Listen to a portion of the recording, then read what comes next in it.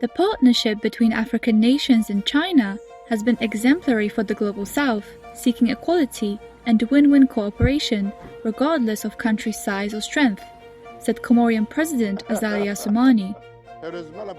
Azali made the remarks in a recent interview with Xinhua before leaving for the 2024 summit of the Forum on China-Africa Cooperation.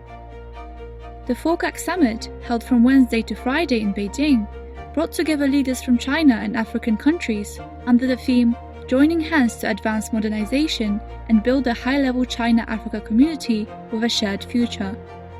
La relation sino-comorienne, comme vous l'avez dit, qui a débuté depuis 1975, ça fera bientôt 50 ans l'année prochaine, a été d'une exemplarité exceptionnelle dans tous les domaines.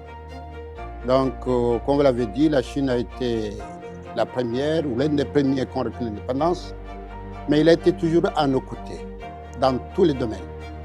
Que ça soit dans le domaine politique, l'intégrité territoriale, dans le domaine socio-économique. Aujourd'hui, un Comorien qui est né aujourd'hui, il voit la Chine par rapport aux actes que la Chine a fait dans ce pays. Je me félicite puisque toutes les autorités qui se sont succédées dans les deux pays, que ce soit en Chine, que ce soit aux Comores, ont œuvré pour renforcer ces relations.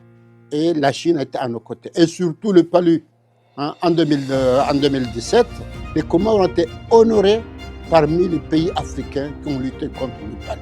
Et c'est grâce à la Chine qu'on a eu cet honneur-là. Parce que la Chine nous a bien appuyés dans ce domaine-là. Mais la Chine a cette fidélité de considérer tous les pays avec lesquels il est en coopération égal à égal.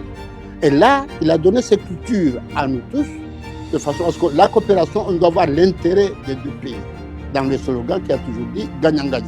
Cette coopération exemplaire entre la Chine et les Comores, nous, on doit utiliser, on doit mettre en œuvre nos potentialités pour d'abord que le peuple comorien, effectivement, soit développé, et puis aussi pour qu'on puisse aider les autres pays à sortir, effectivement, du maras économique